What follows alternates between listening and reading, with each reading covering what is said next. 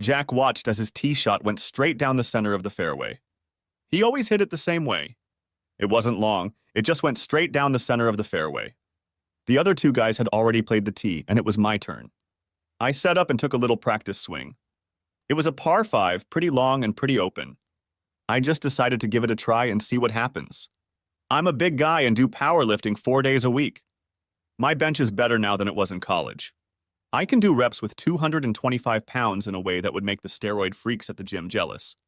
I had a new driver, one of those graphite composite ones, and it felt really good. I hit the sweet spot, and Jack's jaw dropped.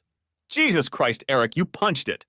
That's 350 goddamn yards if it's an inch. That's a lot farther than that. Go up and down and you've got an eagle. I've had 2 eagles in my life. This time I felt really good about it.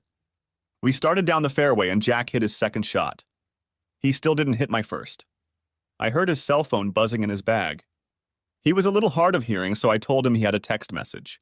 He pulled out his phone and his face went white. Eric, I have to go, he said. What's wrong? I asked him. Something at the office, he said. Take me back, Eric. I'm sorry, but I can't tell you about it yet. After you take me back, you can rest for the rest of the day. Jack was my boss.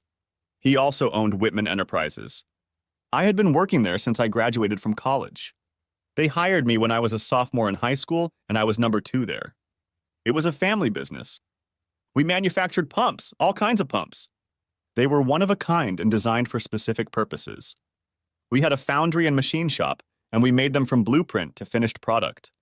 I was the vice president of production and practically ran the company. Jack's daughter Allison was my coworker in sales. I knew there had been some buzz about us being bought out by a Swiss company, so I figured that was it. I drove him to the office and headed home. I was sitting at a stoplight. It was one of those old cobblestone streets in the center of town, and an elderly woman was crossing the street in front of me. I watched in horror as her toe caught on one of the cobblestones and she stumbled. She tried to keep her balance but was now staggering forward. She dropped her grocery bag, tripped again, and fell. I heard her shriek, trying to save herself as her arms hit the street. I shifted the lever to park and jumped out of the car, running around the truck and kneeling down beside her. She was crying, and I felt terribly sorry for her. Her hands were bleeding and her arm was clearly broken. I lifted her into my arms. I'm so sorry, I told her. I'm going to help you. You're going to be okay. I'm going to take you to the hospital. Don't you have any pain except in your arms and hands? No, she sobbed, but I think my arm is broken. I dropped my groceries and I'm afraid my balls are broken too. Well, my knees are bloody too, honey. My arm hurts so much. She was breaking my heart. Tears came to my eyes myself. This sweet little lady didn't deserve this. I'll get you some more eggs, I told her. Let me help you get in the truck. I'll drive you to the hospital. That made her cry even harder. Thank you, but I can't go to the hospital. Her breathing became ragged. I don't have insurance. I can't afford to go to the hospital. Now I felt like shit. She was a petite Negro woman, about 70 years old or so, and you could tell she was stunning. She was still very beautiful, and I felt very sorry for her. I thought of my mother. She had passed away from a stroke 2 years ago. If she had fallen like that, I would have wanted someone to take care of her. I'll take you to the hospital, I told her. I'll take care of it. My wife works there, and we'll work something out. You look like someone's mother, and I'd like someone to help my mother. I'm taking you in. Let me help you up, get the groceries, and we'll go, okay? It hurts a lot, she said. Thank you, young man. I'll never forget it. I lifted her up and put her in the front seat of the truck. It was higher than she was comfortable with, so I lifted her up. I gathered her groceries and put them in the back seat of the truck. On the way to the hospital, she said her name was Samantha Groves and that she was a widow. After driving about a mile, I stopped at the door of the emergency room. Cindy, my wife, was on shift and I helped Samantha inside. I walked her over to the desk where Kirsten was working. I told her what was going on and that I would take care of all the bills. She immediately carried Samantha to the bed, and Rachel, the nurse, cleaned up her hands and knees while we waited for the doctor. They tried to escort me out, but Samantha was against it. She wanted me to stay, period. I asked her if she wanted to call someone. She said her phone was in her purse, so I went back to the car and got it. She still needed ID, so when I got back, I gave it to Kirsten. Samantha pulled out her phone. It was one of those cheap phones that you can buy minutes on. She dialed a number and then started crying again. What's wrong, Samantha? I asked. I don't have a minute, she sobbed. This is just a terrible day. Here, use my phone. I handed her my Android. I had to show her how to use it, and she was talking to one of the women on the other end of the line. Cecilia, I fell and hurt myself, she said. I'm in the hospital. No, a very nice white man is helping me. Please, honey, could you please? Okay, please don't worry. I was wondering where Cindy was. She worked in the emergency room. She was a physician's assistant and was supposed to be doing this. I poked my head out and saw Rachel. Where the hell is Cindy? I asked. That woman is in pain and she needs help. Rachel blushed. She left for lunch. I called her and she'll be here any minute. What do you mean she went to lunch? She just got here. Cindy worked from 3 to 11. Lunch break came at 7. Rachel staggered for another minute or so, but finally just walked away. What the hell was going on? I walked back over to Samantha. She was still crying. I crouched down next to her and hugged her. It's okay, Samantha, I told her. Who did you call? My granddaughter, she said. She's in college. She just got out of class and she'll be here in a little while. Then you can leave. I know you don't want to stay here. Nonsense, I told her. I'm getting off work. It won't be such a bad day, Samantha. You have a new friend today. You're going to get better. Your granddaughter is on her way, and you won't have to work for a while because you'll have a cast on your arm. She giggled and hugged me back. She kissed my cheek and I heard a voice behind us. It was low and husky and sounded like smoky jazz. Who's your new lover, Grandma? I looked back and saw a vision framed by the hospital curtain. She was small, swarthy, and cute as a newborn kitten. She walked to the other side of the bed and kissed Samantha. I don't know his name, Samantha said. I was so excited I forgot to ask. I think he's a good Samaritan. He took care of me. I don't know where he came from, but he's a gift from heaven. My name is Eric Hollister, I told them. And you must be Cecilia. I was sitting in my car in the crosswalk and saw Samantha fall. There was nothing I could do but bring her here where the doctor should have been by now. I raised my voice. I knew I was being passive-aggressive, but I was starting to lose my temper. I poked my head out from behind the curtain and saw that Rachel was avoiding my gaze. Get Pierce, I told her. If no one's here in 5 minutes to take care of this lady, I'll make a fuss at the next board meeting. Where the hell is Cindy? Doctor? Pierce went to lunch with her, she said. Well, that's just great, I thought with disgust. Call Olivia. Your daughter is just an intern, Rachel said. Can she prescribe medication and order a cast for this lady? I asked. Yes, she can do that, Rachel admitted. Then summon her, I told her. I went back and sat down in the chair next to Samantha. My daughter is an intern here, I told her. She'll be here in a minute. I thought about Cindy and that creep Pierce going to lunch together. What the hell was going on? Cindy knew damn well I wouldn't like it. I'd already made that clear to her several times. The first time we dated was about 6 months. I met Cindy when we were assigned to be lab partners for a biology lab. She was absolutely gorgeous. A tall, lush girl with dark hair, fair skin, and the bluest eyes you'd ever seen. I asked her out for a cup of coffee after lab, and while we were there, I suggested we date, and she said yes. We went out to dinner and a movie, I know, not the most fantastic date in the world, but I was 19 years old. She kissed me goodnight at the door of her room, and I asked her out again. We had been dating for 6 months, and I was walking out of an electronics store with a new video game when I saw her and George Cooper walk into the Chili's restaurant next door. I walked in and they were sitting together in a booth in the back row. He was hugging her and she was laughing in his face. I turned around and went home. I had an apartment across the street from the school and I just picked up her stuff, put it in a box outside the door and went to class. For 2 days I didn't go home or talk to her. She called me about a dozen times and sent me a bunch of emails, but I didn't read or respond to them. Twice she waited for me at the front of the classroom when class was over, but I came back and told the professor I needed to talk to him in his office. We talked as we walked out the door and she didn't get a chance to say anything. I was skipping biology labs. When I got up Saturday morning, she was curled up asleep in the hallway outside the door. I stepped over her and walked down the hall. I must have made some kind of noise. I tried to be inconspicuous, but she jumped up and ran after me down the hallway, wrapping her arms around me from behind. She spun me around, her eyes blazing. What's the matter with you, Eric? She shouted. Why did you put my stuff out in the hallway? Why won't you talk to me? Why are you avoiding me? Have you met someone else? No, it is, I told her. I heard Cooper has an opening. Maybe you should give him a call. I know third-line runners have busy schedules. Is that what this is about? She asked incredulously. You know I went to school with him, right? We dated for a while, but now we're just friends. What did you think, we were lovers? I didn't think anything of it, I told her. I was coming out of the store and saw you walk into Chili's with him. We're just two old friends having lunch, she called out. What the hell is going on with you? My girlfriends don't dine alone with other men, I told her. You jealous freak, she cried and walked away. It was another 2 days before I saw her again. I may have been a jealous jerk, but I knew how to live with myself. If others couldn't, that was fine with me. The next time I saw Cindy was when she knocked on the door. I looked out and saw her in the hallway. I don't want to, I shouted through the door. It's me, she said. Can I talk to you? I don't think so, I said. I'm a jealous asshole, remember? I'm sorry I said that, she said. Please let me come in and talk to you for a minute. I opened the door. She stood there for a minute. She didn't meet my eyes. I'm sorry, Eric. I didn't know you would care. Now I know, and it won't happen again. Didn't you know that people in relationships aren't supposed to go on dates alone with members of the opposite sex? I asked. You're reading the wrong relationship books, Cindy. That phrase is from a cheater's manual, not a relationship manual. I'm not a cheater, she said. It was lunch. I've known him since 4th grade.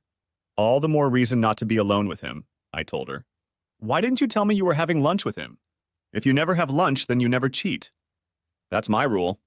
I don't do it, and no one I'm in a relationship with does it. Okay, I get it. I'm sorry. It won't happen again. Okay, I forgive you, I told her. I started to walk away and she ran after me. That's it? She asked incredulously. You're just going to walk away from me? I'm a jealous asshole, I told her. I don't think we're on the same page, Cindy. The fact that you didn't see anything wrong with going to lunch with that asshole and not telling me about it tells me that nothing good can come of it. Jesus, Eric, she blurted out. Okay, I'm sorry I said that. I'm sorry I did it. Don't I mean more to you than that? Hell, I've been sleeping with you for months. Don't you know I love you? Are you really going to throw me out for having lunch with a guy I've known my whole life? I thought about it for a moment. No, I think that would be too much. I'm still mad as hell about it, but we'll see if we can work it out.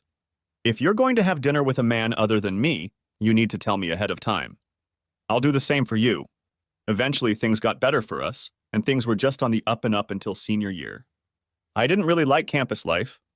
I went to school to get an education, and most of the students were just jerks that I would never volunteer to hang out with.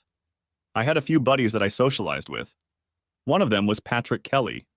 He was a big soccer fan, and we had a pretty good team that year. He kept talking me into going to the game until I finally gave up and went. We didn't sit in the student section. His dad had season tickets, and we used them to get a seat on the 50-yard line. After the game, we were getting ready to leave, and I saw Cindy in the student section. I didn't know she was going to the game, or I would have asked her to join us. She was talking and laughing with a group of friends, and I started to walk up to her. Then she started walking down the steps, and there was a guy with her. She was holding onto his hand and laughing at him. I froze in place. It was George Cooper. He had an injury, and he was expelled that year. I just stood there, and she looked in my direction. Our eyes met, and she froze in place. I turned and walked away, but I heard her calling my name. I left Patrick there and continued walking. She caught up to me in the parking lot and grabbed my arm. Eric, oh my God, Eric. It wasn't what it looked like. I interrupted her. I don't care, Cindy. Let go of my hand. Talk to me, Eric, she began to cry. Let me. I politely asked you to let go of my hand, I told her. She lowered her hand and I started walking. She turned around and stood in front of me. You're not leaving until you give me a chance to explain, she barked. Goodbye, Cindy. I walked around her and left her crying. She called me about 10 times a day until the semester was over, and I didn't answer or listen to her messages. She set up her campsite in the hallway outside my apartment, but I just packed up, climbed out the window, and stayed with Patrick for the rest of the semester. Over Christmas break, I went to my parents' house and she stopped by a couple times to see me. I told my mom and dad not to let her in and refused to go to the door. I transferred a semester and drove 50 miles to school. Mom and Dad were mad at me, and I didn't give a damn. When I graduated, I got a job near Austin and moved into an apartment. I occasionally heard of her when one of my friends mentioned her, but I never saw her. I moved back to Central Texas about 6 months later when one day her father showed up at work when I was out. I saw him standing by my car and started to get ready to head back.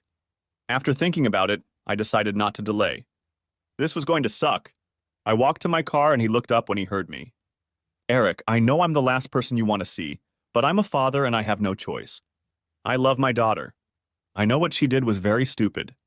I know she did it twice. The problem is that she really loves you, Eric, and she's miserable. She lost 20 pounds. The first 5 didn't hurt, but she doesn't sleep, hardly eats, and only leaves the house when she hears you've come home and thinks she might see you somewhere. Put us out of our misery, Eric. At least talk to her.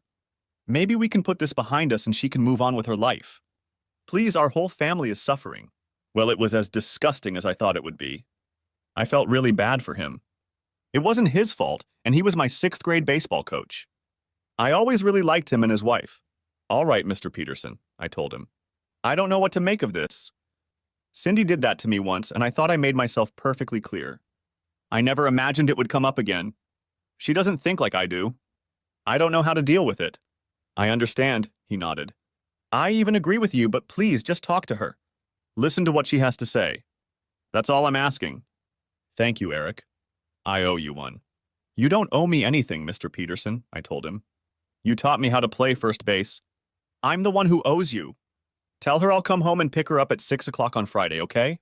We went to Cheddar's and I bought her dinner. I had heard it before, several times, and I didn't want to hear it again. I knew I was going to hear it whether I wanted to or not. George is a very nice guy, she said. Cindy, were you going on a date with me or not? I asked. You know I did, honey, she tried to placate me. It sounds like you had some doubts, I told her. I saw you two together at Chili's restaurant. You were sitting in the same booth, and he had his arm around you. We're very good friends, she said. If you get to know him better, you'll like him. I want you two to be friends. We talked about it, and I don't do that anymore. I want you and him to be friends. We're not going to be friends, I told her. We're not going to date because of your friend. What do you mean? She stammered. I'm not going out with you again, I told her. The first time this happened, I told you that if you were ever alone with him again, it was over between us. I guess you didn't believe me. Why are you being such an asshole? She snapped back. It was just lunch and a ride home after the soccer game. He's a good guy. No, he's the asshole, I told her. You're an asshole too. I don't know what I see in you. This was a bad idea. I stood up and threw the money on the table. I didn't need the change. I walked out the door and headed for my car. I didn't realize she was following me until I pressed the remote button. Luckily, I only pressed it once and the passenger door stayed locked. She tried to open it, but I just got in the car and started it. She ran up and opened my door. Are you going to leave me here? She shouted. I'll call you a cab, I said. We need to talk, she said. No, we don't, I told her. Maybe you could talk to Cooper. He's such a nice guy. I'm sorry, she said. I didn't realize you'd be such a jerk. I won't be alone with him anymore. It's too late, I told her. It should have happened last time. You have no respect for me or anyone else but a good guy. Have a nice life, Cindy. I called her a cab. See, I'm a good guy if I wasn't an asshole. I didn't see or hear from her for 3 weeks. When I finally went back to my parents' house to spend the weekend, I was ambushed. I guess they'd seen intervention or doctor. Full. My mom called me on the way home and asked me what time she should plan dinner for. I was in complete ignorance as to the nefarious plans and, like a dummy, told her. They even had the cleverness to park their cars on the next block. When I got home, I grabbed my suitcase and laptop and headed inside. Dad met me in the entryway and took my suitcase. We went upstairs and put my stuff down, and he told me my mom and my sister were in the room. They were in the room, as was Cindy and her parents and Mom's pastor. I must have looked like a complete idiot standing there with my mouth open. The furniture was arranged in a circle with an empty chair for everyone to stare at. My little sister jumped up and ran over to me. She hugged me and kissed me and touched everything like she always did. I loved Chris. She was 15 and she was the sweetest creature you'd ever seen. She took my hand and led me to my throne. It was either that or the electric chair. Pastor Robbins was obviously the spokesperson. I always thought he was a pretentious freak who stands too close to you when he speaks. Eric, we all have something to say to you, and we're here to listen to you too. We know you're upset, and we understand, but we think you're being unreasonable. I looked around, and they were all smiling and nodding at me. I love you, honey, and I want us to be together for the rest of our lives, Cindy said in her softest voice. Just listen to what we have to say, and then we'll listen to you. It was the father's turn. I wondered if they had planned who would speak and in what order. Son, did you know that your mom has male friends and I have female friends? There was silence. Do you want me to speak? I asked. They all smiled and nodded. I didn't know you had an open marriage, I said. You've been so careful to keep it from me my whole life that I was completely in the dark. The smiles faded a little. I think I'd gone off script. Are you hanging horns on Dad, Mom? I never suspected anything. She had the grace to blush. Why do you say that? She asked. There's no need to be rude. That's not what your father meant. We have friends of the opposite sex. We all do. Okay, that was informative. Is it my turn now? I asked. Cindy's father spoke up. Robin and I care for you very much, Eric, he smiled back. Cindy loves you with all her heart. She's devoted to you, and asking her to give up her friends is simply unreasonable. You're not going to break up with her because Cindy has friends, are you? There was silence again. Is it my turn? I asked. They all smiled and nodded. Okay, this has been a lot of fun, I said. I appreciate you all being here to explain things to me. I can see how unreasonable I've been. I just need to go up to my room and think for a few minutes. You all wait here. I'll be back in about 10 minutes. Oh, the bliss on their faces was excruciating. I stood up and Cindy came over and kissed me on the cheek. Chris looked at me cheerfully. I got up and walked up the 3 steps out of the room and then the 7 upstairs to my bedroom. I took my suitcase and Chris took my computer. She followed behind me. We went outside and put them in the trunk. You're not coming back, are you? She asked. No, baby, I hugged her. I love you, but I'm done with this shit. Call me and I'll pick you up. We'll go somewhere, just you and me.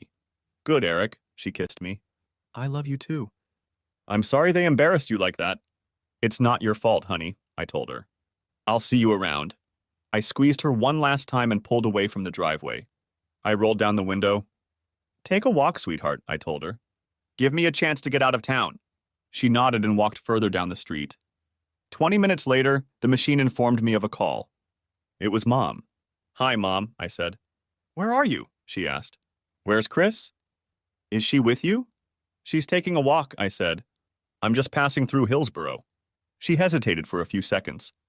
But you said you'd be back soon. Well, yes, but I've decided not to, I said. Please feel free to continue without me. Oh, Mom, from now on, Chris is the only one of you I'll be taking calls from. Don't write, don't visit, don't use your telepathic powers that you obviously possess that tell you how unreasonable I am. Bye, Mom. Eric, wait, she said. I love you, darling. Forgive me, I only want what's best for you. Just let me talk to you. Don't you think I decide for myself what's best for me? I asked. Bye, Mom. Maybe you can talk to one of your male friends. I ended the conversation. A minute later, another call rang. I didn't answer. In the next 5 minutes, I got 5 more calls, and I didn't answer. The 6th was from Chris. Hey, kitten, are you in trouble? I asked. Sort of, she said. They made me call you, Eric. A noise was heard, and my father's voice rang out. You should be ashamed. I cut him short. Maybe my family would be interested in marrying Cindy. They're all so reasonable. Maybe they'd have a big group wedding, except for Chris, of course. Over the next 3 days, I received probably 100 calls. My secretary at work left stacks of messages on my desk every day morning, afternoon, and evening. I listened to all the voicemails, read all the messages and all the emails. They were very entertaining. Cindy's family was furious, and so was she. My parents, too, at first. I heard almost nothing from my dad, and my mom stopped being angry after the first 5 messages or so. She cried in voicemails, and there were notes of desperation in her messages and emails. After the first hour or 2, she started apologizing. Cindy also became increasingly tearful and apologetic. She begged me to talk to her, to see her, to meet her, to call her, anything. She was going to change. She was going to make it up to me. Things were going to be different. If I didn't like one of her friends, she was never going to meet him again. All I had to do was give her another chance, and all this magic was going to happen. She just didn't get it. I don't think any of them did. I have a code. I have girlfriends who are also women. Since I was in a relationship with Cindy, I didn't spend time alone with them. That's just fraught with trouble. Sure, there were business and social gatherings with women other than Cindy, but I certainly didn't take them out to lunch or dinner and hug them. If they had significant others, we spent time together. If not, we didn't socialize. Why put yourself in a compromising situation? My dad's been telling me that my whole life. You date who you know. You marry the people you date. You do it with the people you are alone with and the people you get into relationships with. It's a conscious choice. All this, I didn't mean for it to happen or it just happened crap makes me want to puke. It's a matter of conscious choice. I chose to be a one-woman man and my partner chose to be a one-woman woman. If it sounds like I'm inflexible, you're damn right I am. Sue me. Over the next week, I went on a couple dates and had a good time. It was kind of a relief when Cindy wasn't around.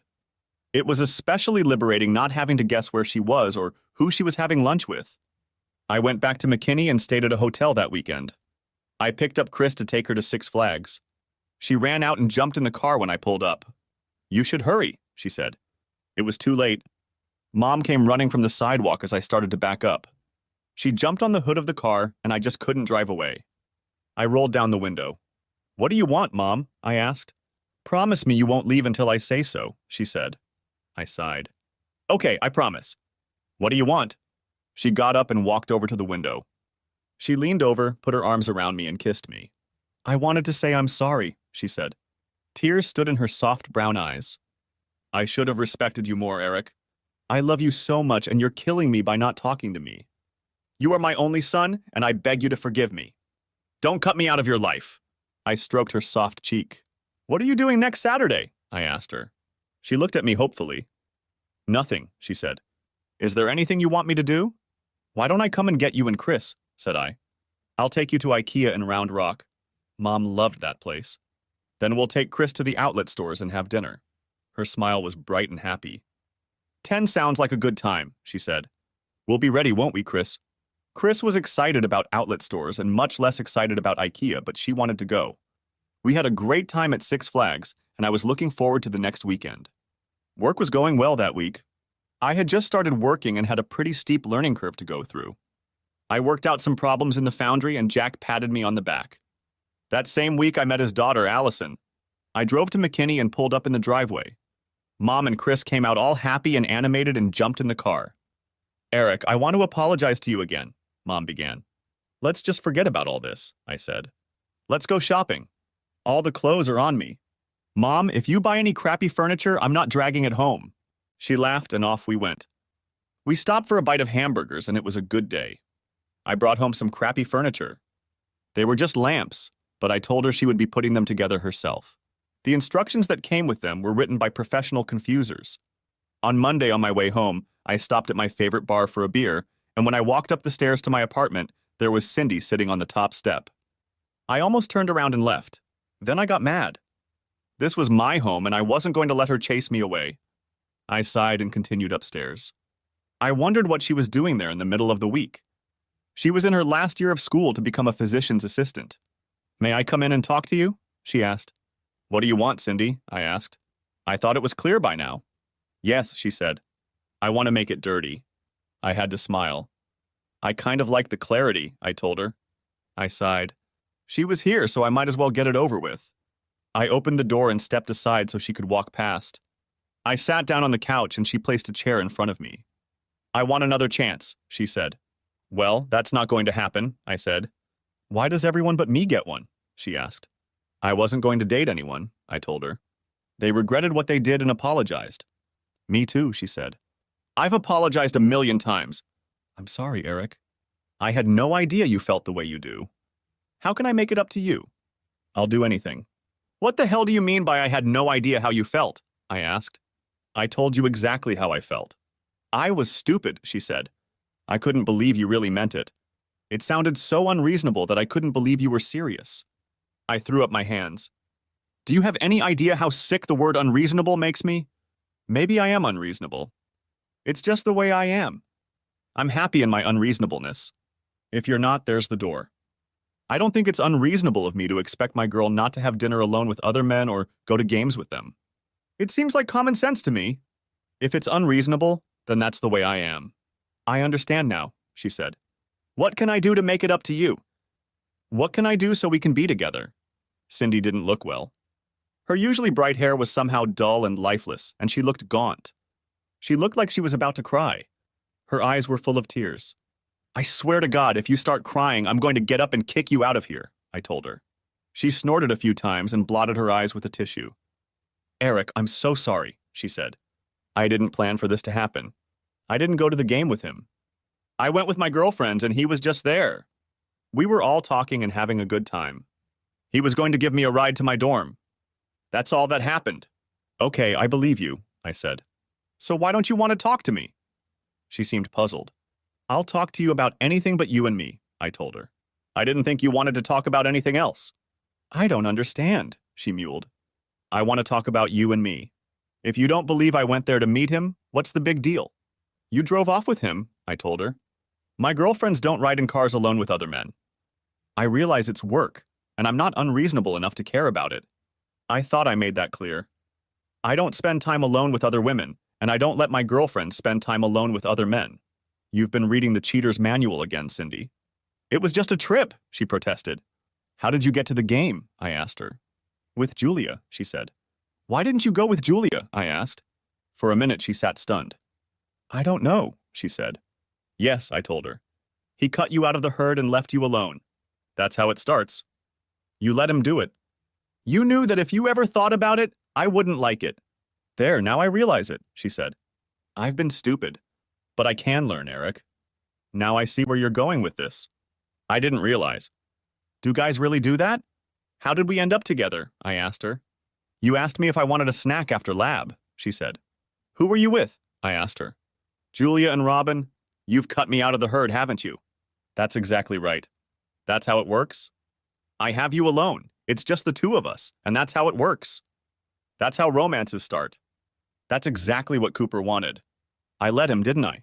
Yes, Cindy, it is. I can't live with that. I can't always be there to make sure you don't go off alone with some man. That's your job, and you're not handling it well. I'm so sorry, she said. I didn't realize what was going on. It makes sense now. He's been calling me ever since. Eric, if you give me another chance, this will never happen again. I gave you another chance, I said. You blew it. Yes, but I didn't understand, she said. I couldn't understand why you were reacting that way. I understand now. I'm not going to let it happen again. All right, suppose I believe you. What now? Asked I. Will you go out with me on Friday? She asked. She didn't raise her eyes to me. Okay, what time? I asked. I still didn't trust her, and that didn't change until I accidentally overheard the conversation. I was coming home from work and went into the grocery store to buy a couple bottles of wine.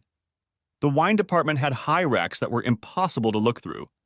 As I turned to the department I wanted, I saw a couple guys on the other aisle. One of them was George Cooper. They were talking louder than they should. What happened to that hottie you had on the line?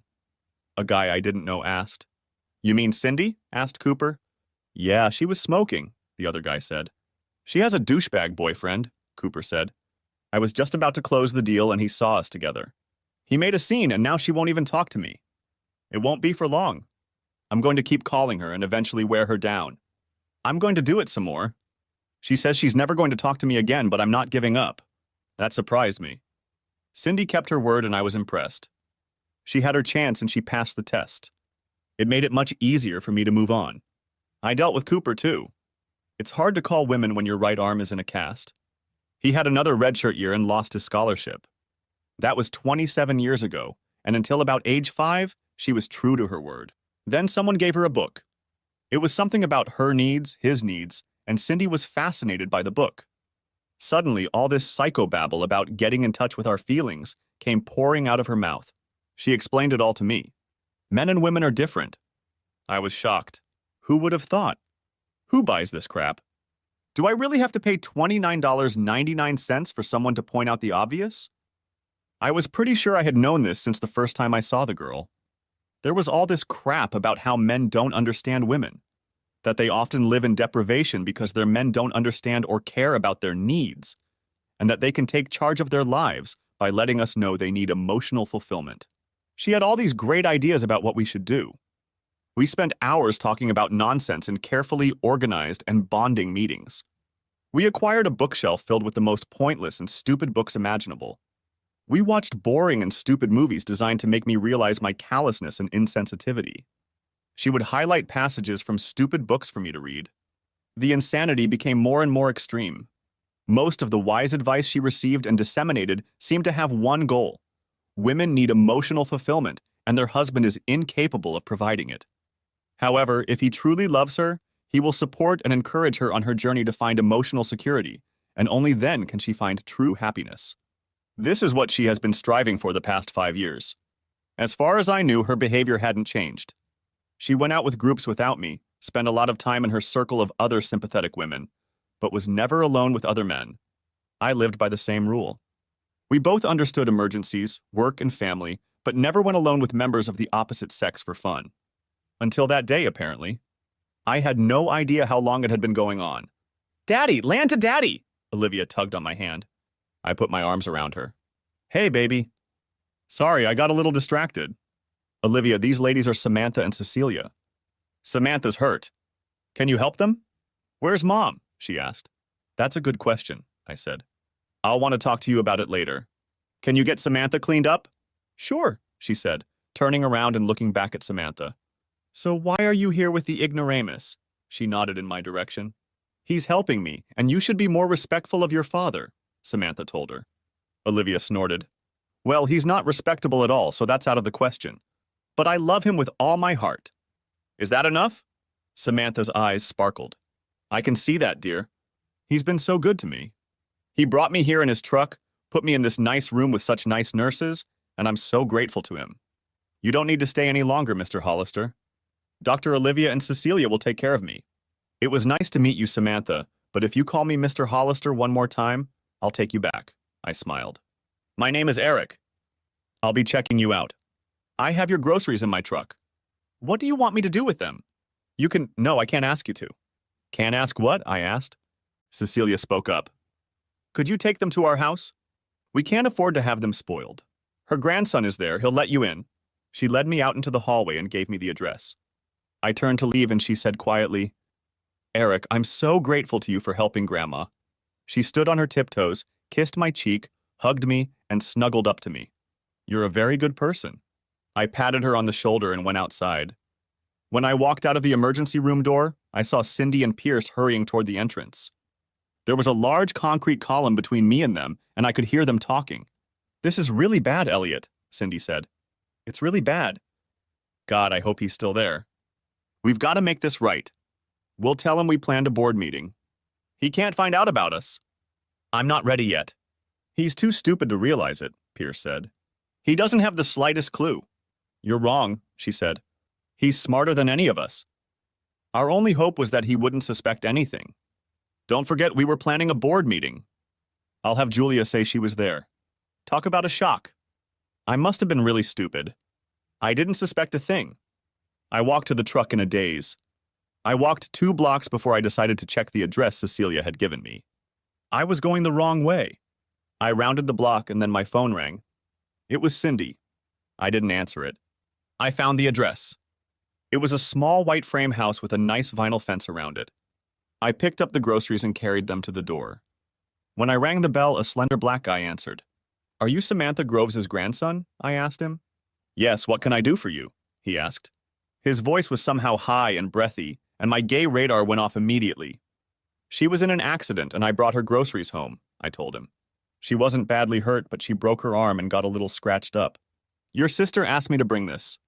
"I have no sister," he said. "If you mean Cecilia, she's my cousin."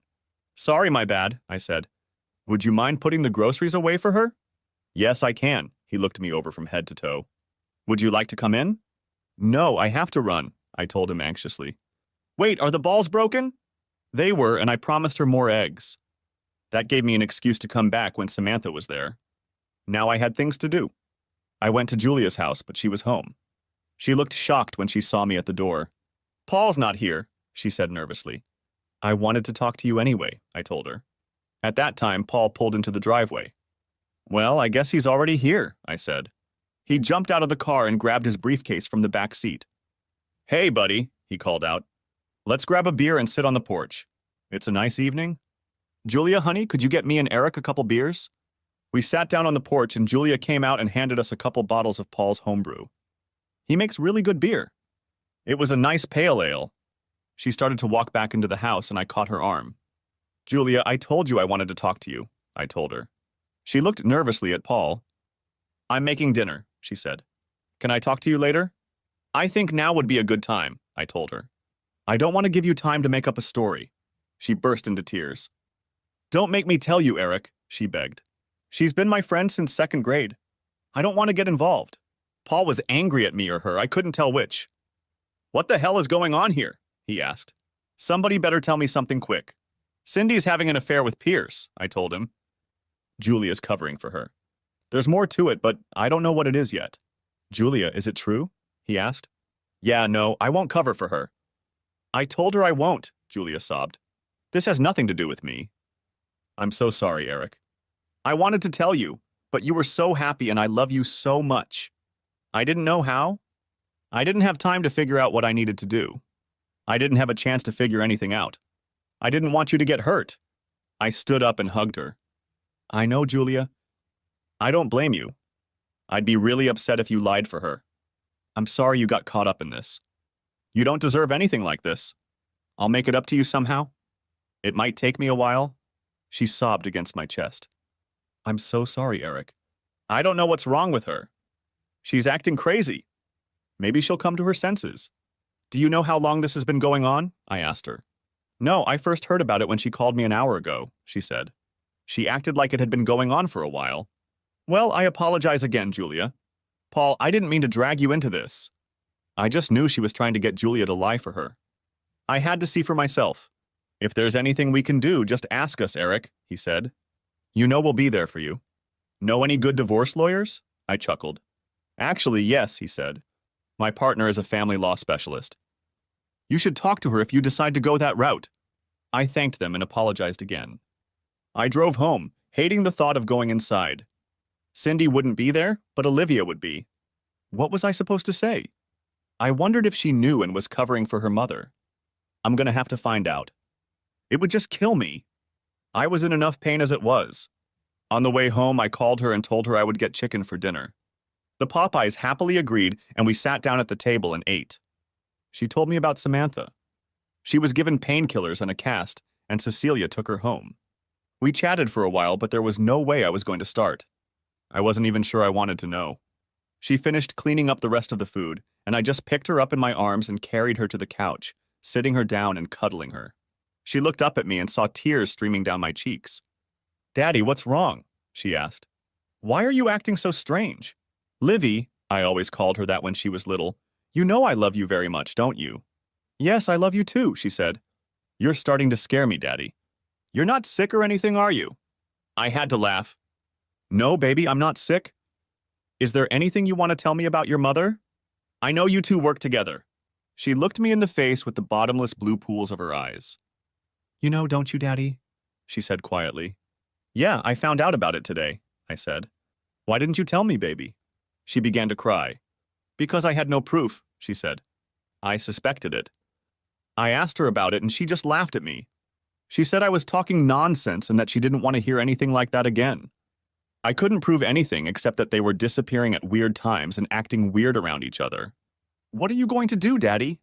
I guess that's up to her, I said. I'm going to confront her too. I'm not going to listen to lies. If she lies, we're finished. We're probably finished anyway. I don't know how to handle this, honey.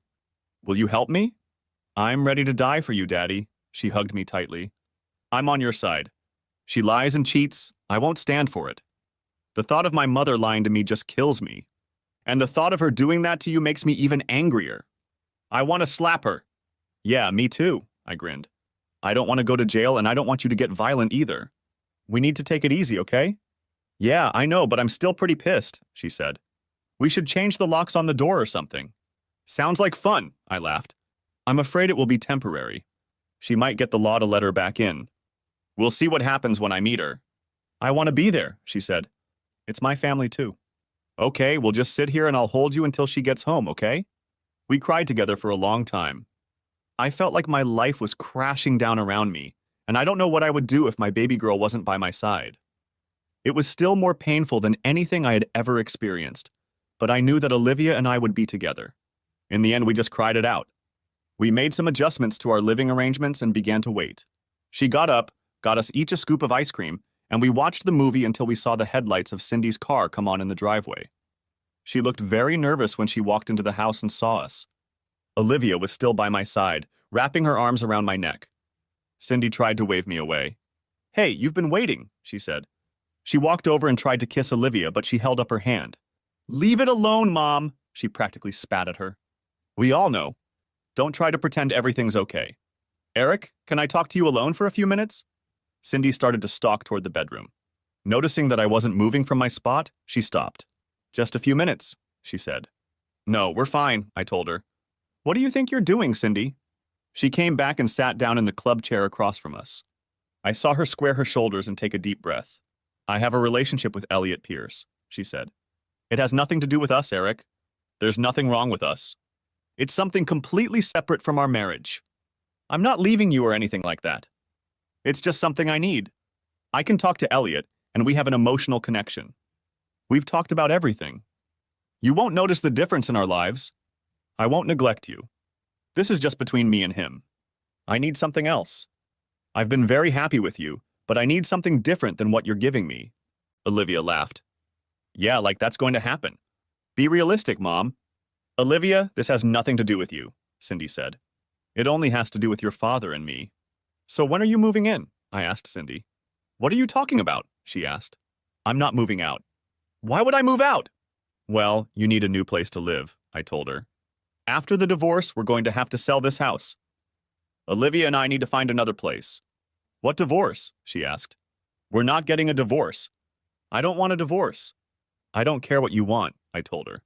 The complete lack of respect you just showed me and your daughter just led you to this. What the hell have I said or done in the last 27 years to make you think I would agree to this? No, we're getting a divorce, Cindy. I predict it's going to be long and nasty. And after the divorce, you're in for a long, nasty single life. Why are you acting like this? Why can't you just accept that I have needs that aren't being met? She complained. It doesn't have to affect us at all. We're not going to get divorced. I love you and I want to be with you for the rest of our lives. Well, too bad you don't always get what you want, I said. I want to have a wife who doesn't sleep with that creep Pierce. Did I get what I wanted? Did anyone ask me if I wanted to get sloppy seconds with that asshole? I don't remember that conversation. Eric, I want to be a whore. You don't mind, do you? When did we have this conversation? Did you hear that conversation, Livy? No, I didn't hear that, she said. Did you really tell Daddy you wanted to be a whore, Mom? This is ridiculous, Cindy stood up. I can see that neither of you are adults. When you grow up, we can talk. If you're just going to insult me, we can just not talk. Okay, I don't like listening to whores anyway, Olivia said. When are you leaving, Mom? I've always wanted Daddy to be alone. He's adorable. I'm not going anywhere, Cindy shouted. Stop saying that. Oh, you're going somewhere, I told her. To hell, I hope. Maybe they have a rogue wing. I predict you'll be gone in a week. You imagine you're a virtuous good man and act so sensible and so loving, but you're not. Now that we all know what you are, you can't bear our presence. You're just a rotten person, Cindy. You have no concept of right and wrong. We all know that now. I'm going to tell all our friends, our family, the people you work with, everyone. I'm going to enjoy it. How long do you think you can stand it? You won't tell anyone, she said. It would be too awkward for you. You just need time to get used to the idea that you're going to be very happy. You won't be hurt in the slightest, I promise. I love you, Eric, and I'll do anything to make you happy. Olivia burst into laughter. You really don't get it, do you? You have no idea how evil you are. All you do is shit on our entire family, your husband, and your marriage. No, you won't make him anything but miserable. His happiness is now my project. I couldn't help but squeeze her in gratitude. I had to vent some of my spleen. Cindy, do you remember George Cooper? Her face went pale. It's George Cooper, but the permanent one. Good luck with the rest of your life. You might even meet him again. You don't seem to be too picky about the people you sleep with. You bastard, she said. How can you talk about that? It's not like that at all, and you're the only man I've ever slept with. I didn't sleep with Elliot. Olivia and I looked at each other. I was kind of shocked. The question was, did I believe her? And the other question was, did it matter? I decided it didn't. So what's holding you back? I asked her. Yes, she said. I need you to accept it. Elliot and I have talked about it. If you really love me, you'll be happy for me that I've found such an emotional outlet. He doesn't mind that I love you and that I would never leave you. It's just meeting my emotional needs. Olivia was hysterical. Oh my God, she gasped. She couldn't stop laughing. Mom, I never knew you were like this. Where did you get this nonsense from? Did that evil creep Elliot put that nonsense in your head? God, I hope I didn't get any genes from you. Cindy blushed, and I thought she was about to explode with rage. Olivia, you can go to your room, she said. I won't have you disrespecting me like that. Are you crazy? Asked Olivia. I'm 25 years old. I'm a grown woman. You can't send me to my room. I pay my house payment every 3 months, just like you. I have my own wing. Why don't you go to your room? Oh, wait, that's Daddy's room. Maybe we'll let you stay in one of the guest bedrooms until the divorce. I hate cheaters, and you're one of them. I hope that bastard was worth it. You know he molested every woman in the hospital, including your daughter? That's just a lie, shouted Cindy. He loves me. You're just making this up to hurt me. Why are you guys such assholes? Don't you want me to be satisfied and happy? I needed to deal with this before things got out of hand. Cindy, you're digging your own grave every time you open your mouth, I told her. You should stop talking. I accept that you need to be realized and happy. There's the door. Chase your dreams. You need to give up the idea that you can have your cake and eat it too. You're a deal breaker, Cindy. If being with me was part of your self-actualization, you just threw that away. Maybe you can be realized with Pierce. I don't know. He looks like he's hard to fulfill with anything. He's an anemic little shit. He's getting ready to be unemployed. Maybe after the divorce he'll have a pot to piss in, but I doubt it. I think his wife is smart enough to get a prenup. I'm sure her father is too. I too would be surprised if you keep your job. Her father is the president of the AMA in this state. When they find out what the two of you do, it could get ugly. We haven't done anything, she protested. There's no reason for any of this. You lied to me, tried to get Julia to lie for you, planned to hang horns on me along with that miserable bastard, and showed professional dishonesty. None of you were on duty when the emergency you were supposed to be covering arose. I don't think the board would approve that. Both of you could lose your license. We didn't do anything wrong, she began to panic. It looked like the script they'd developed was going off the rails. Besides, I don't believe you weren't having fun with him, Olivia said. You lied about everything else. I didn't have sex with him. I'm not lying, she said. Why should we believe anything you say? I asked her. At least you were going to. This is just as bad. You see what the problem is? We don't believe you. That's what happens when you start lying. Nobody believes anything you say. Worse, you tried to get Julia to lie for you. I heard you planning those lies, Cindy. I think you should go see if Pierce has any more good ideas. I'm not going anywhere, she said. You'll probably change the locks while I'm gone. Olivia and I looked at each other and almost choked with laughter. Cindy had no idea what we were laughing about, but she didn't like it one bit. I don't know what you find funny about this situation, but I don't find anything funny about it, she muttered. No, it's an inside joke, I said. The situation isn't funny, it's pathetic. You're pathetic, Cindy. Now back off, Olivia and I were doing something.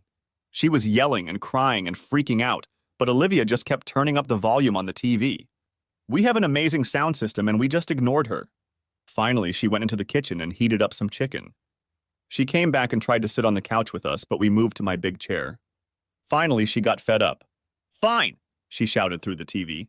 Just act like a couple of spoiled brats. I'm going to bed. When she reached the bedroom door, she found it locked. Olivia turned off the television for a moment. Your stuff is in the blue room, she said affectionately. That's Daddy's room. She turned up the volume again, and Cindy just stood there watching us, and then she walked out into the hallway. When she closed the door, I kissed Livy and we went to bed. In the morning, I left for work before they got up, but nothing was happening there. Jack was in a meeting and left an order for me to take the day off. That was good because I had an appointment with Paul's partner. Her name was Jasmine Albright, and she was one hell of an impressive lady. She was in her early 40s and she just radiated class. Tall, slender, swarthy, with a mane of blonde hair, she was just gorgeous. She was smart as a whip and got me cleaned up pretty quickly. The rest of the day I ran around town doing all the weird things she wanted me to do. I visited the bank, the insurance agency, the HR department at work, and our investment advisor. I sat on the phone for ages, talking to people who didn't understand English, getting credit cards changed, policies amended, and a million other things. I was exhausted. I had one more stop to make. I went to the grocery store and bought 3 dozen eggs. I took them to Samantha's house and Cecilia opened the door. I was struck again by how beautiful she was. She was so tiny and cute. She looked to be about 14, but I knew she was in her second semester of college. The slender boy was absent, and I was glad for that. Cecilia gave me a hug and invited me in. I walked into Starbucks and bought 3 coffees and 3 poppy seed muffins. Samantha was reading a magazine in a comfortable chair in the living room, and her face lit up at the sight of me. She tried to get up, but I hurried over and knelt beside her chair. I put my arms around her and she kissed me on the cheek. The 3 of us sat there, drinking coffee and eating muffins, talking. Samantha was feeling much better and couldn't stop telling me how much she loved Olivia. We talked about Cecilia's schoolwork. She wanted to be an educational administrator. She was going to transfer to a 4-year school after graduating from a community college and was working hard to get a scholarship. I was spontaneously admiring her. She had huge brown eyes and a small face. Her hair was just a curly mop about a foot long and covered her right eye most of the time. One tiny ear was visible and it was pointed like an elf's. In general, she looked like someone's fantasy drawing of a magical creature. She caught my gaze a couple times but only smiled and winked. I stayed for half an hour and kissed them both goodbye. I promised that I would visit them again soon, and as I left, I felt that I had made 2 good friends. I decided that I would visit them often and see if they needed anything. They didn't mention any men in their lives, and a slender young man didn't seem very comfortable to me. Livy was home when I arrived, and I invited her over for a barbecue. I told her about my day, and she said Pierce had taken Cindy somewhere for a long time. I guess they were planning their strategy. Well, I was executing mine and everything was going well. We both went to bed before Cindy got home. She knocked on the bedroom door, but I put in my earplugs and just went to bed. In the morning I left, and there was a note on the table for me. She decided we needed to talk and asked me to wait for her that night. Work was back to normal, but I was out of sorts. Allison came in to discuss some sales-related issues, and I couldn't concentrate. The 3rd time she had to shake me up, she asked what was going on with me. I'm sorry, Allie. I'm not at my best today, I told her. Well, you'd better go over there, she said. What's the problem? I'm getting a divorce, I told her. Her jaw dropped. What the hell, Eric? What did you do? I didn't do anything, I said. Well, I may have done a lot of things, but Cindy came home and announced that she was in a relationship with that creep Pierce. It won't affect our marriage in any way. She'll make sure I'm not unhappy, but she has to fulfill her needs. Jesus Christ, she exploded. What the hell does that even mean? I have no idea, I told her. She was talking some crap about emotional fulfillment. She insists she hasn't slept with him, but she's going to, and if I love her, I should let her be happy. She got up and walked over to the bar. She poured us each a couple fingers of her good bourbon, came back and sat down. Allison is one of the most beautiful women I've ever met. She just screams sensuality every time you look at her. It's almost impossible to put into words. Her body is just perfect. She chews up men like a shark chews up a bait fish. I was always about half afraid of her. But she didn't hate it and became probably my best friend. There was always tension between us, but we dealt with it. She was also Olivia's best friend. What are you going to do? She asked. You're not planning any stupid revenge plans, are you? I laughed. No, I just want to get this over with and move on. I've wasted too much time as it is. I just don't care, Allie. I'm just tired. I'm too old and too numb to conspire. I'm going to take Pierce down, but I'm not going to kick his ass or anything. I'm not going to do anything illegal. His ass is in a bind, but he doesn't know it. I don't care about him enough to kick his ass. I was wrong, but I didn't know it at the time. I really believe that if they had just left me alone, everything would have been fine. Allison spent the rest of the day with me, and it was very good for my ego. She made me promise to take her out to dinner Friday night, and I headed home. When I opened the door, there was a lot of yelling inside. Cindy and Pierce were sitting on the couch, and Olivia was standing in front of them, reading them a funeral prayer.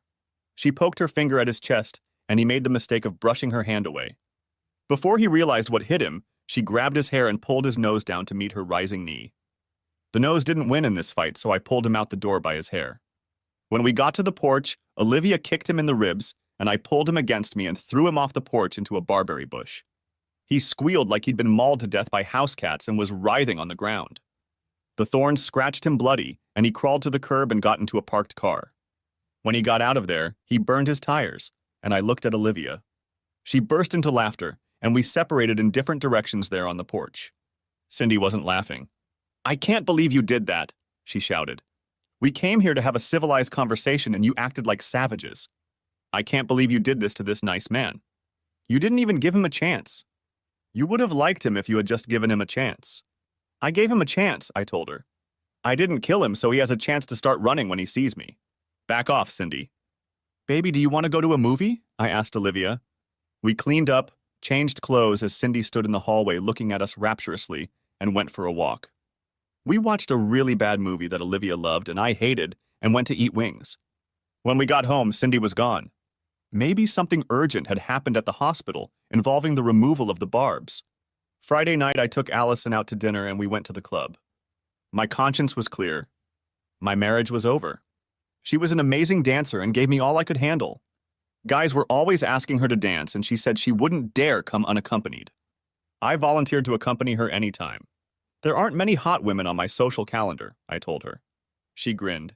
Well, I'll agree with you. I've had a crush on you since I was 15, you know. Yeah, I've noticed you pining, I laughed. I've been scared to death of you since you turned 15. I know, she said. I would never hurt you, you know that, don't you, Eric? I know, honey, I told her. I'm not really that afraid of you. You're very loyal to the ones you love. If I found the right guy, I'd be very devoted to him too. She nuzzled her face into my chest as we danced. That person could be you, Eric. I'm honored, Allie, I told her. I'm really upset right now. I don't know if I'll ever get over it. Remind me again when you decide I'm healthy, okay? Count on it, she said.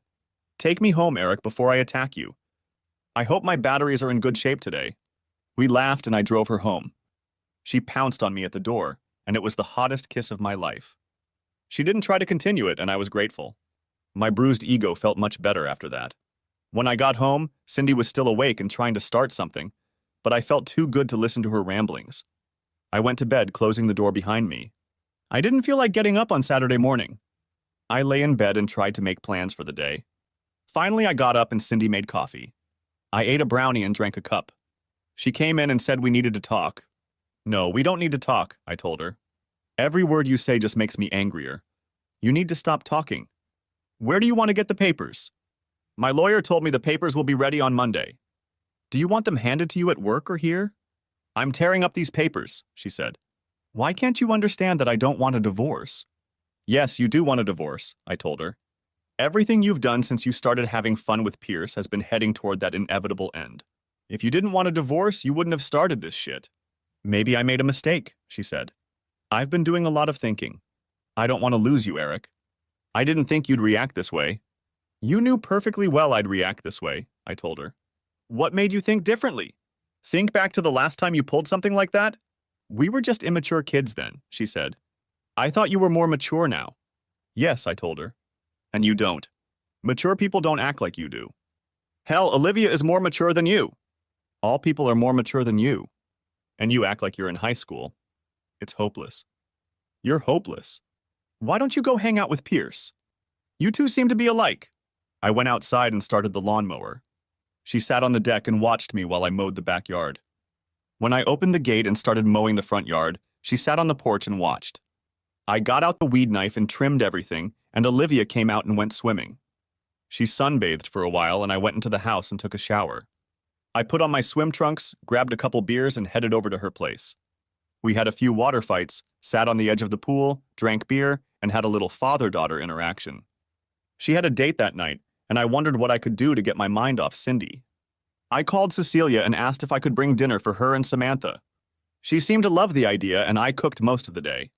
I'm a pretty good cook, and I put my best foot forward. Cindy asked me twice what I was cooking, but I just ignored her. I packed a cooler and a basket and drove to their house. Cecilia helped me, and we heated some things up and opened one of the bottles of wine I had brought. They were very impressed with my cooking skills. I even made a chocolate cake, and it was one of my best attempts. They seemed like old friends to me. I felt very comfortable with them, and we talked about nothing and everything. Cecilia asked me if I wanted to go for a walk, and as full as I was, it seemed like a good idea. We started walking, and she quickly put her little brown hand in my big one. I felt like I was walking with a little girl. She was bouncing and chattering like a little girl, too. She was absolutely adorable and very sweet. I put my arms around her and pulled her close to me. She wrapped her arms around my waist and pressed her hip against my thigh as we walked. It made me very sad. I remembered all the walks I'd taken with Cindy that went like this. Cecilia must have sensed something wrong because she looked over to me. Are you okay, Eric? She asked. It has nothing to do with my current company, I told her. It's something else. I don't want to ruin the mood. I really enjoy spending time with you and Samantha. I'm a very good listener, she said. My wife told me last week that she's having an affair with another man, I said. She says she hasn't slept with him yet. I don't believe her, but the idea that I have to put up with this because she needs it just boggles my mind. This is what she told me. It has nothing to do with us. I just need to be emotionally fulfilled and happy. Oh my God, exclaimed Cecilia. Eric, I'm sorry, but she looks like an idiot. How long have you been married? 27 years, I told her. I don't know if I've just been blind and stupid all this time, or if she suddenly went crazy. I needed to get away from her, and I lashed out at you. I'm sorry. Nonsense, she said. You can impose on me anytime you want. I really like you, Eric. What are you going to do? At this rate, I'm going to divorce her, I said. She doesn't see anything wrong with what she's doing, and I can't be married to someone who doesn't see anything wrong with it. No, me neither. I'm so sorry, Eric. I can't imagine what you're feeling right now. It's not right now that it's bothering me, I admitted. I'm with you, and you make me forget about my problems for a while. Being with you and Samantha makes me feel like there's a normal place in the world where I can just look in and feel like I belong. I know I have friends and people who care about me. Thank you, Cecilia. She looked up at me and turned, wrapping her arms around me, snuggling against me with her tiny body and burying her face in my chest. I'm here anytime you need me, she said. I'll never forget what you did for Grandma. She asks me every day if I've seen the hospital bill. You didn't have to pay for her, but you did. You will always be special to us. Eric, I know you're confused right now. Just let me know when you've sorted it out, okay? Then I'll have something to tell you. We walked and talked for 2 hours, sitting on benches. Sometimes she would snuggle up to me, and her little palm would be clasped in mine. I learned that her mother was a drug addict and sold her body to get drugs. She had died of hepatitis 5 years earlier, and Cecilia had been living with Samantha since her mother died. The slender young man I met was her cousin. Her mother's brother had followed a similar path, but died of a gunshot wound. Her cousin's name was Ty, and as I suspected, he was gay. He had his own apartment, but was seen quite often. I loved talking to her. She was smart and funny, and you could bond with her. But that didn't happen for a while. I was too frustrated and too wound up to even think about a romantic interest. We were walking back, and Samantha offered me another cup of coffee. I took it, and we talked for a bit before I headed home. Olivia was home by then, and we sat together on the couch while she told me about her date. Cindy came in and sat down. I guess she wanted to listen, but Olivia stopped talking and just stared at her. What? Asked Cindy. I'm interested in my daughter's life. You shouldn't get too carried away, Olivia said. You're not going to be in it for very long. Don't you have somewhere to go? Surely Pierce would want you to socialize with his children. He must be lonely, poor sweet man. Maybe you should go and comfort him. And Daddy and I will console ourselves by talking about our family, which you've tried with all your might to destroy. Of course, this made her angry, and she spent a long time yelling about how selfish we are and that no one cares about her and what she needs. Cindy, you seem to care about yourself and what you need in isolation, I told her. You don't need any help. We're going out to dinner. Where are we going? She asked. Well, we as me and Olivia, I told her. You can date Pierce. She screamed for a long time before we left. It was interesting to me that she just kept yelling. After we got home, Livy and I played Trivial Pursuit and she tried to play with us. She made popcorn, asked if we wanted it, and just mocked us until we went to bed. When I went to work on Monday, I was so normal that I even managed to get some things done. When I got home, Cindy was waiting for me. She had Monday off and was obviously busy. When Olivia walked in, dinner was already on the table. She had cooked everything she could and it was delicious. She always knew how to cook. She tried to make normal conversation, but we mostly ignored her. I went and met Allison at the bar and we talked for a while and played pool. She's a pool shark too, and she took me up on it. Olivia called me around 8 and asked me to meet her at the Riverside Hotel. She said it was very important, but she didn't say why, just that it was important and I should hurry. Allison wanted to come, and as we pulled up, I saw Olivia's dart across the street. She came over and sat Allison next to me as she got into the car. Hi, Allie, she said. Dad, Mom left right after you did. She was on the phone and I think she was talking to Pierce. I followed her and they came here. They checked into a room and stayed there for about 20 minutes. I have the evidence. We argued about it for a long time. Allison thought it was stupid and dangerous and I really didn't want to know. Olivia turned the argument around by saying that if Cindy tried to resist the divorce, I could threaten her with a video. That seemed reasonable to me, and Allison came around too. I went to the counter and asked the guy what room my wife was in. I told him I had to meet her and he checked my ID and gave me a key card. We stopped in front of the door and Olivia had the camera ready. When we opened the door, Cindy and Pierce were having fun. She jumped to her feet and screamed as Olivia watched. "What the hell are you doing here?" she shouted. "This is a private room." "We were just leaving," I told her. "Well, so much for I didn't have sex with him." "You made me do it," she shouted. "You made me do it. If you hadn't been such an asshole, everything would have been so nice and loving." "No, you had to be a hard asshole." "Hi, Cindy," Allison said. "Some women like pathetic wimps." She took my hand. "And I like strong, tall." "Get your hands off my husband," screamed Cindy. We turned and walked away and I closed the door. We walked back to the truck, and I was in a sort of daze. Allison got behind the wheel and Olivia followed us to Freddy's. We sat down to a cocktail and they started talking. They noticed I was quiet and they moved closer to me. "Eric, I know it's bad, but it's not the end of the world," Allison said. "You're going to be okay? You have people who love you." "I love you. Olivia loves you. Everything is going to be okay. I know things look bad, but I have news for you that will change everything. I'll tell you tomorrow at work. You have a meeting with your dad at 10 o'clock. It'll shake things up a bit, but it's just what you need right now. Take me back to the car." I stepped out between two of the most beautiful girls on the planet, and I felt good. Not so much that everything felt good, but good nonetheless. I took Allie back to the bar and headed home. Olivia was waiting for me and we talked for a while. About an hour later, Cindy came in. "I stopped for gas on the way home and my credit cards aren't working," she said. "What did you do, Eric?" "Well, since we're getting divorced, we can't have joint cards anymore," I told her. "We also have separate bank accounts now. I have one, you have one, and there's a third one that Olivia is in, also for household expenses. I put half of our savings and half of our investment accounts into your checking account. You'll have to get your own credit cards if you need them. The server said you tore up the papers. I suggest you get new ones and sign them. If you don't, I will send your new pornographic video to your parents. I don't know if they like porn, but since you're a star, they might like it." "You bastard!" she shouted. I should have known better. "How do I get new papers?" "That's your problem," I told her. "I bought you the first set. I've made an appointment with a realtor.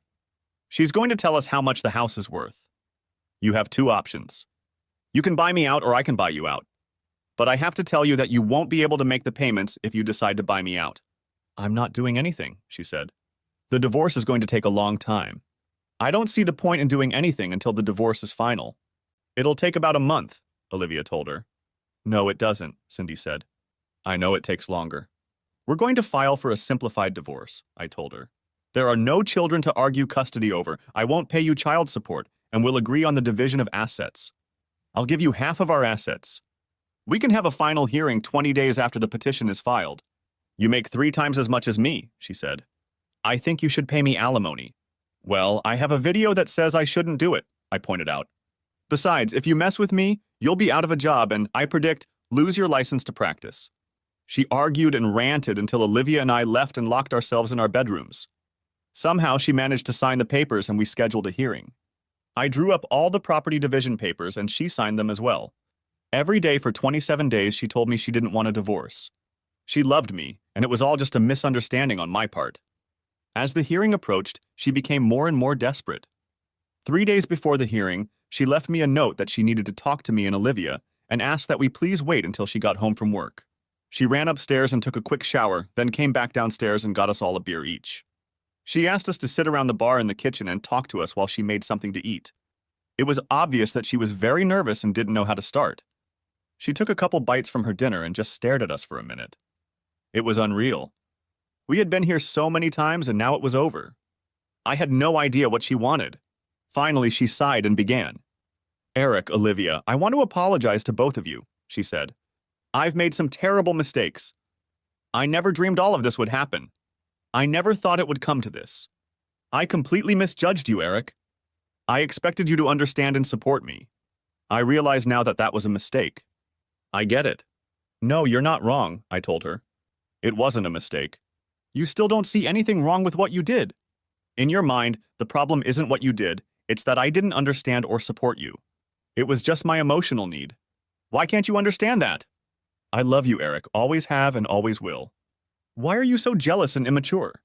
Well, I remember something about us standing in front of 100 people and promising each other to leave everyone else behind, I told her.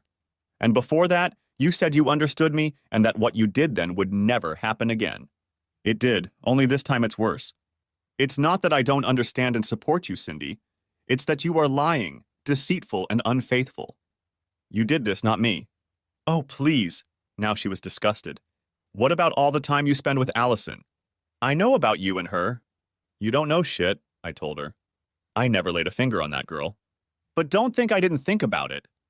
You know what kept me from doing it? I was married to you. I loved you with every fiber of my being, and the thought that I might betray you, hurt you, kept me from ever having a relationship, let alone sex with anyone else. I've never been with any other woman, sexually or otherwise, and all the time I've been exclusively with you. It's all because of you. I don't believe you, she said. I believe you, Olivia said. You're the only one I don't believe. Of course, Daddy's little angel, shouted Cindy. You always hated me and you were on his side. Bullshit, Olivia said. You're just mad at everyone around you because you screwed up yourself. Now you say you're apologizing. For what? For getting caught? What's the big deal? You have no idea what you're talking about, Cindy shouted. Of course I do, Olivia grinned. That's pathetic, Mom. And you left Dad for this? I didn't throw anything away, she cried. I never wanted any of this to happen. I don't want a divorce. I love you, Eric. Can't you see that? No, I just see a supremely selfish woman who needs to get her needs met, regardless of the damage she does to others, I said. Are we done? No, Cindy sobbed. What do I have to do to make things right? I'll do whatever you want me to do. Please don't divorce me, Eric. Let Daddy speak for himself, though. Eric? She looked at me with pleading eyes. Okay, don't sneak around behind my back, don't date other men, don't lie to me, I said. Oh, wait, you've already done all that. The train has left the station, Cindy. We've had a few happy years. I'm not going to burn your house to the ground. I'm willing to give you half of everything we have except Olivia. Thank God she's all grown up. I'll keep her. I don't need half of everything, I just need you, Eric. She turned and walked up the stairs, looking like she was a zombie. 3 days later, the divorce was finalized, and Olivia and I moved to a new place. We found a nice 3-bedroom apartment not too far from the hospital where she worked and not too far from my job. We went furniture shopping and finally made the apartment feel like home. I put the house on the market and Cindy couldn't take it anymore. When I got home from work, she was standing leaning against my truck. What do you want, Cindy? I asked. Where am I supposed to live? She asked. Don't you think this has gone on long enough, Eric? How long are you going to stay mad at me? Can't we just move on before it's too late? Are you really going to sell the house or is this just a lesson to me? If it's a lesson, I learned it, okay? Now stop it and come home. I realize now. I made a mistake. Can't you forgive me? I forgive you, I said. Now would you mind stepping away from my door so I can go home? She left to her car and I went home, not to the old house but to the new one. I'd been there about an hour when the phone rang. It was Jack. Eric, we have a meeting at 10 in the morning, he said. That's the one we were supposed to have a while ago.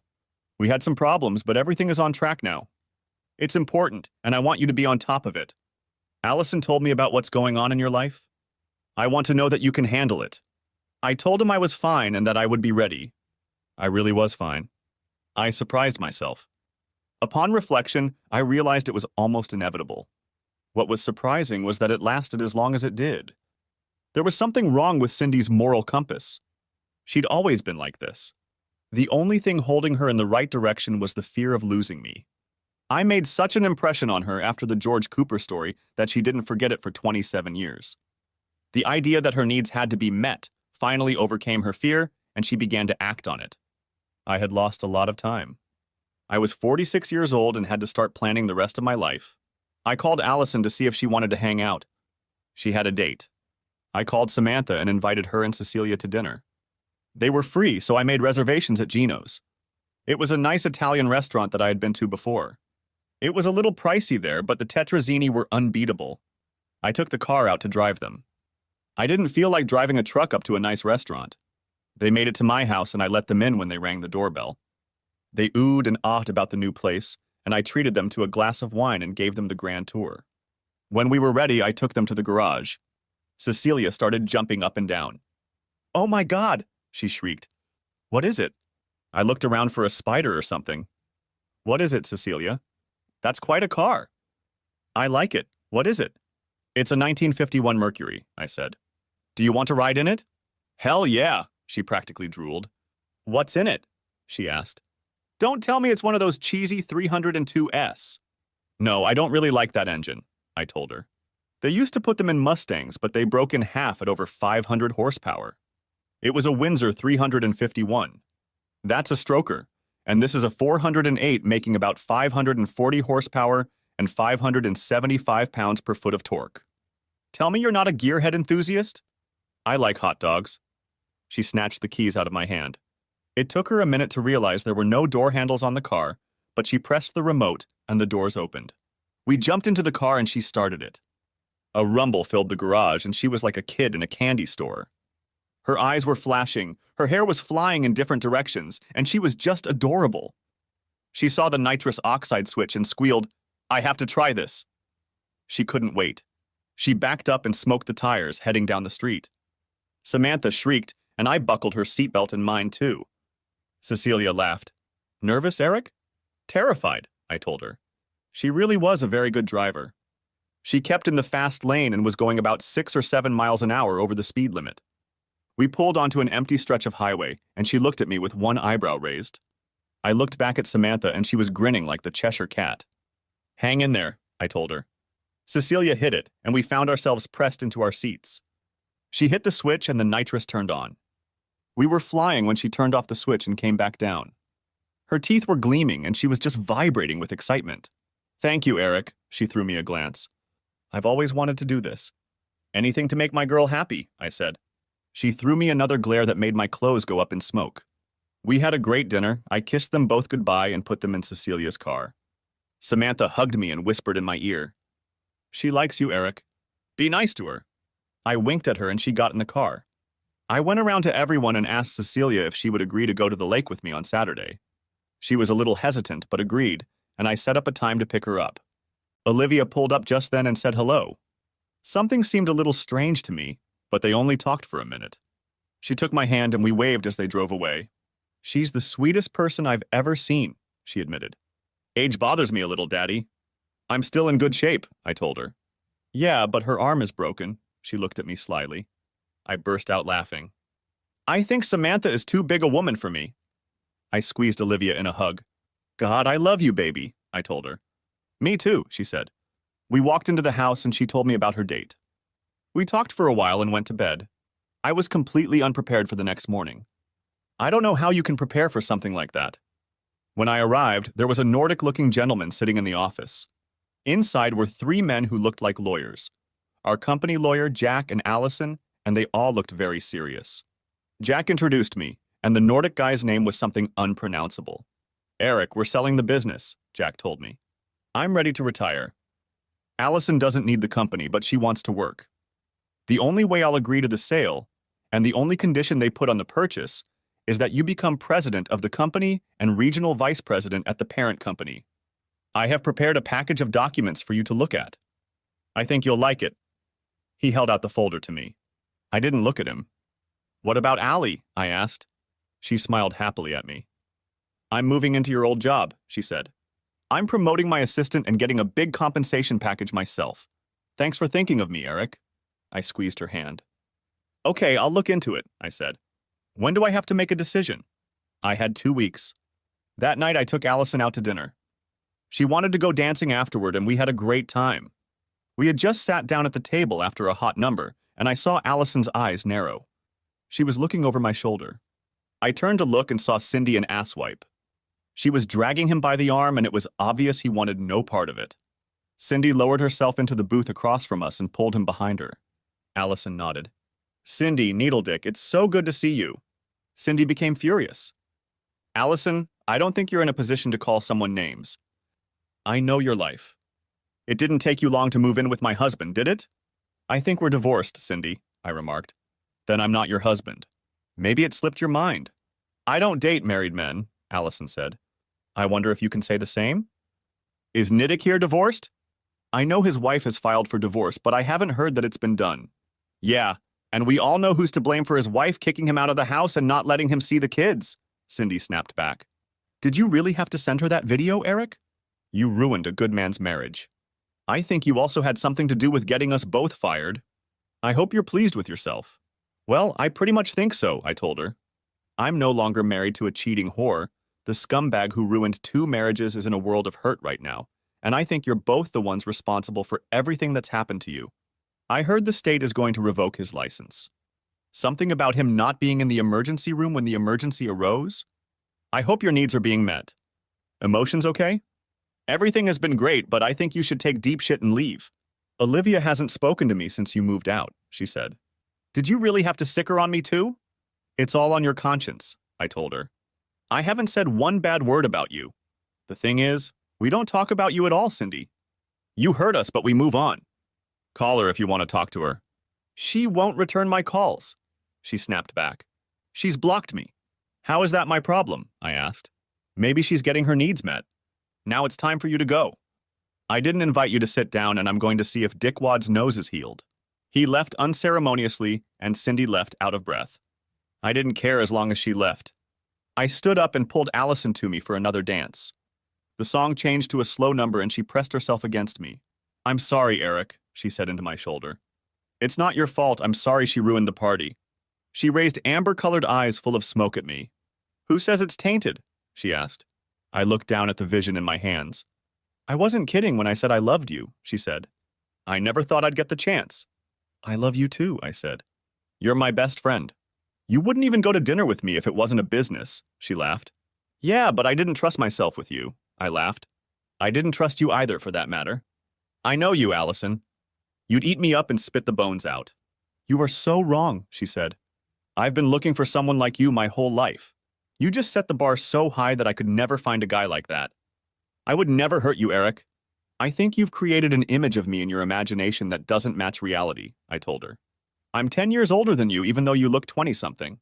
I'm easygoing, moderately tough, and a little broken. Yes, I know all about it, she said. I've been working with you for years. Sometimes you piss me off. You're so damn stubborn when you think you're right, but you're willing to die for the ones you love. You have no idea how attractive you are to me. You're still a little boy at heart, Eric. You've had a lot of growing up to do lately. You don't seem to be embarrassed by Cecilia's age. Take me home, Eric, she said. We got to her house, got down to it, and after a while she started crying. I was shocked. I'd never seen her cry in all the years I'd known her. I know I am what I seem to be, she gasped. I was meant to be like this. The only man I ever wanted was someone I couldn't have. I could have been anything for you. I swear, Eric, if you give me a chance, you'll never regret it. I believe you, baby, I told her. I've never seen you hurt anyone you love. I trust you. Let's go ahead and see what happens, okay? Will you go on dates with me? I forgot how it's supposed to happen. I never thought I'd need to know it again. I know, she whispered. Don't worry. I'll take care of you. I have a meeting out of town tomorrow afternoon, but I'll be free, very free, as soon as I get back. I thought I was completely exhausted, completely drained, but she proved me wrong at 5:30 in the morning. Then I took a shower and rushed home to change. Olivia walked in when I had already rushed out and looked at me. Daddy, I need to talk to you tonight, she said. Okay, baby, I kissed her cheek. I grabbed my bagel and headed out. When Allison walked into work, she saw me staring at her and said, Keep thinking like that. When I get back, we'll close the door and... Jesus, Allie, I peeked out from behind the door. Marla will hear you. Fortunately, my assistant wasn't at his desk. After Allison left, work became routine, and I left at 4:30. I was exhausted, and I was looking forward to taking a quick nap. Olivia had just gotten home when I walked in and went to change. The doorbell rang, and when I opened it, Cecilia was standing there. She rushed inside and hugged me. Would you like something to drink? I asked her. She wanted a beer, and I got one too. We sat down on the couch, and she snuggled up against me. Eric, there's something I want to talk to you about, she said. Uh-oh, I thought to myself. Life is getting complicated. I looked down at her. The thing was, she was younger than Olivia. I liked being around her. Hell, I liked everything about her. But I saw insurmountable challenges, even aside from Allison. I waited for her to speak. I don't know how to tell you, she finally uttered. I'm very grateful to you for what you did for Grandma, and you've been so good to us ever since. I know you like me, Eric. I know what I look like, and most guys think I'm pretty. You're a very nice-looking man. When we met, I felt like there was something between us and I was attracted to you. But I don't think it's going to work out and I don't want to get hurt. I don't want to hurt you either. I squeezed her. I know, I said. I'm flattered as hell that you think of me that way. I really want to be your friend. I want us to be buddies for the rest of my life. The thing is, there's an amazing woman in my life. 3 of them to be exact, but there's only one I really want to be with. I'm really excited about it, she said. It makes everything so much easier. I think I'm going to be in your life for a long time, Eric. I kind of have someone too. Anyone I know? I asked. Sort of, Olivia muttered from the doorway. Do you mind if I go with you and Cecilia to the lake on Saturday? I must have looked like a complete fool. My gaze darted back and forth between them, and Olivia burst out laughing. She came over and nuzzled against me from the other side. I finally managed to pull myself together. I didn't know you girls skated like that, I whispered.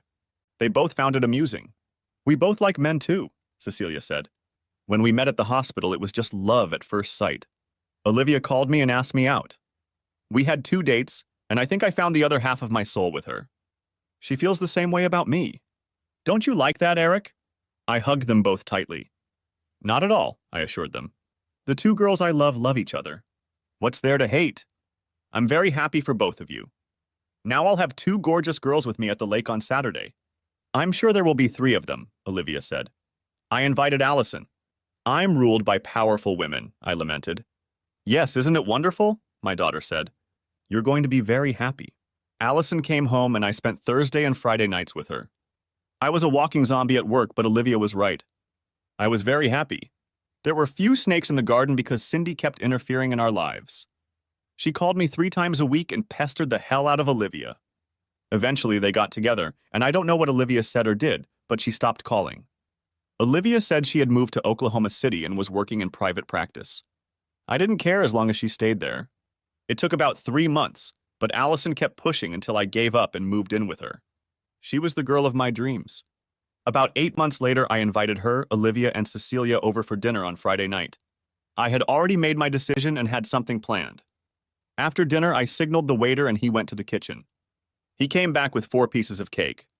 He gave us all a slice, leaving Allison for last. On top was a small figure of a swan. It held a ribbon in its beak, and tied to the ribbon was a ring. The diamonds seemed a little dim to me. There were 3 of them surrounding a large square emerald. She covered her mouth with her hand and looked up at me. Her amber eyes were moist and glistening. Allison, will you marry me? I asked. Oh my God, yes! She practically jumped into my lap. I knew the rest of my life was going to be the best part. On Monday, I played golf with Jack. I beat him on the previous hole, and I got the first hole. It was beautiful. I took a little power shot and ended up about 60 yards from the pin. Great shot. He was stunned. Geez, Eric, I'm going to have to improve my game or start bribing Allie to wear you down. I chuckled. I'm like fine wine, Jack. I get better the older I get. He aimed his tee shot into the trees. I think you can kiss that bird goodbye, I teased him. Yeah, he smiled. I guess you're lucky. Thanks for watching. I hope you enjoyed it. So subscribe to my channel and watch the next video.